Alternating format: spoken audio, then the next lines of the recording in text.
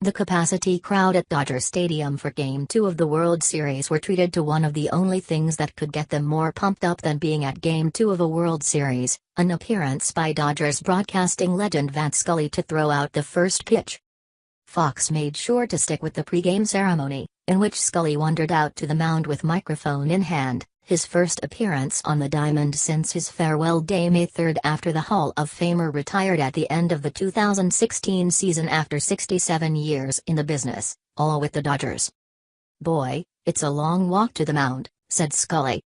Scully played it in typical Scully-esque fashion with self-deprecating cracks as the stadium roared. There had been a social media storm trying to get Scully to return to the booth to call a World Series game after the Dodgers beat the Cubs in the NLCS to clinch their first berth since 1988.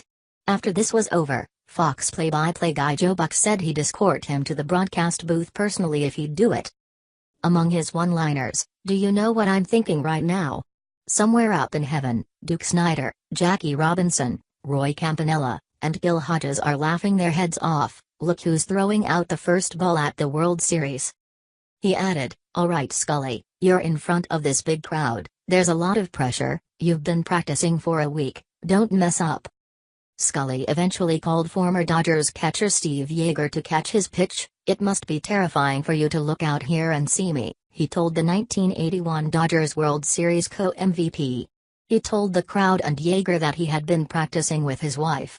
"She said that I had good stuff. My problem, Steve, is my fastball is the same as my changeup. So I hope that doesn't confuse you." Scully, 89, wasn't going to actually throw the first pitch. He called out ex-Dodgers great Fernando Valenzuela to do it for him. After that, he finished as he always does. "There is one thing you and I always did every day for every game," he told the crowd. "So I'm going to ask you to say it with me so they can hear it all the way in Houston. It's time for Dodger baseball."